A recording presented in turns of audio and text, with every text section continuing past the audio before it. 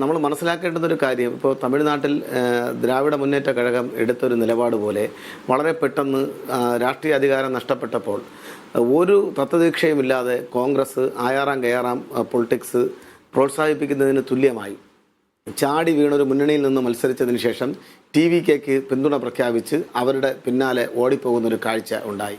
അവിടെ ഇടതു പാർട്ടികളും ഒരു ഘട്ടം കഴിഞ്ഞപ്പോൾ RSS BJP രാഷ്ട്രീയ അജണ്ട, ദേശീയ നേതൃത്വത്തിൻ്റെ അജണ്ട തമിഴ്നാട്ടിൽ നടപ്പിലാകാതിരിക്കുന്നതിന് വേണ്ടി മുന്നണിക്കുള്ളിൽ തന്നെ സ്റ്റാലിനുമായും അദ്ദേഹത്തിൻ്റെ മകൻ ഉദയനിധി സ്റ്റാലിനുമായി ചർച്ച ചെയ്ത് ഒരു തീരുമാനം കൈക്കൊണ്ടിട്ടുണ്ട്. എന്നാൽ അത്തരം തീരുമാനങ്ങൾക്കൊന്നും കാത്തു നിൽക്കാതെ വളരെ പെട്ടെന്ന് തന്നെ ചാടി വീണ് TVKയുടെ പിന്നാലെ നിലനിന്നിരുന്ന ഇന്ത്യ മുന്നണി മര്യാദ പോലും പാലിക്കാതെ അപ്പുറത്തേക്ക് കിട്ടിയ വോട്ടിൻ്റെ ഒരു ആത്മാർത്ഥത പോലും കാണിക്കാതെ അപ്പുറത്തേക്ക് ചാടി വീഴുന്ന ഒരു പ്രവണത കാണിച്ചിട്ടുണ്ട്.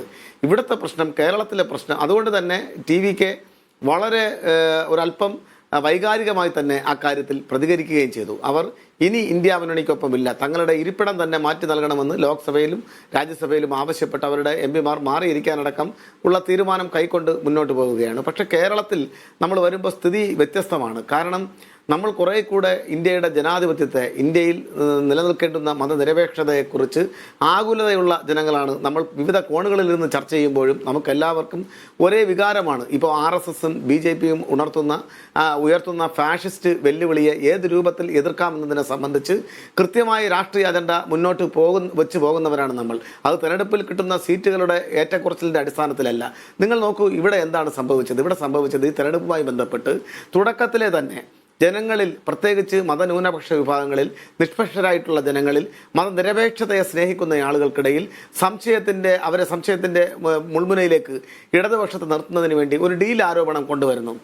ആ ഡീലാരോപണം വസ്തുതയ്ക്ക് നിരക്കുന്നതല്ല എന്ന് വളരെ അറിവുള്ള ആളുകൾക്ക് മുഴുവൻ പേർക്കും വ്യക്തതയുള്ള കാര്യമാണ്. എന്നാൽ ആ ഡീലാരോപണത്തിൽ കേരളത്തിലെ കോൺഗ്രസ് നേതാക്കളോടൊപ്പം തന്നെ ഉത്തരവാദിത്തപ്പെട്ട ദേശീയ നേതാക്കന്മാരും പങ്കുചേരുന്നതോടുകൂടിയാണ് കാര്യങ്ങൾ സങ്കീർണമാകുന്നത്.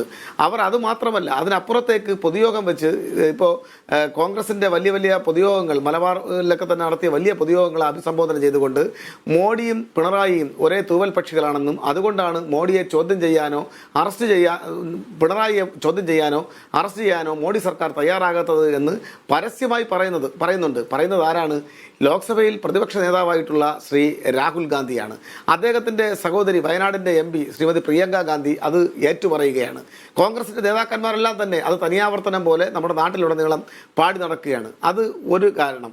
അത് കഴിഞ്ഞ് ഇപ്പുറത്തോട്ട് നമ്മളിപ്പം ഇങ്ങോട്ട് മാറുമ്പോൾ ഇന്ത്യ മുന്നണിയിലെ ഒരു വളരെ രക്ഷകർത്തൃ സ്ഥാനത്തുള്ളൊരു കക്ഷി, ഏറ്റവും വലിയ കക്ഷിയായിട്ടുള്ള ഈ ഒരു പക്ഷേ മതനിരപേക്ഷത ഏറ്റവും അധികം നിലനിൽക്കണം, ഈ വർഗീയ ഫാസിസ്റ്റ് നയങ്ങൾക്കെതിരായി അതിശക്തമായ പോരാട്ടം നടത്തണം എന്ന താല്പര്യമുള്ള കോൺഗ്രസിൻ്റെ നേതാക്കന്മാർ ആ മാനദണ്ഡമെല്ലാം കാറ്റിപ്പറത്തിക്കൊണ്ട് ആ നിലയിലുള്ള വളരെ ഉത്തരവാദിത്തപ്പെട്ട രാഷ്ട്രീയ ബോധം മാറ്റിവെച്ചുകൊണ്ട് അവർ എല്ലാ നിലവാരത്തിൻ്റെയും താഴെ പോയി ഇടതുപക്ഷത്തെ ആക്രമിക്കുന്നതിന് വേണ്ടി പച്ചക്കള്ളം വളരെ കൃത്യമായി ഒരു കേന്ദ്രത്തിൽ നിന്ന് ആലോചിച്ചുറപ്പിച്ചതിന് ശേഷം വിവിധ മേഖലകളിൽ നിന്ന് പ്രചരിപ്പിക്കുകയാണ്. അതുമാത്രമല്ല, അതിനപ്പുറത്തേക്ക് പോയി ഇപ്പോൾ പിണറായിയുടെ കാലഘട്ടം എന്ന് പറയുന്നത് കേരളം സർവ്വതോന്മുഖമായി തകർന്നടിഞ്ഞ ഒരു കാലഘട്ടമാണെന്ന് പ്രസംഗിക്കുന്നത് ആരാണ്? ഇന്ത്യ സെഷന്റെ ഏറ്റവും പ്രധാനപ്പെട്ട നേതാവും ലോക്സഭയുടെ പ്രതിപക്ഷ നേതാവുമായിട്ടുള്ള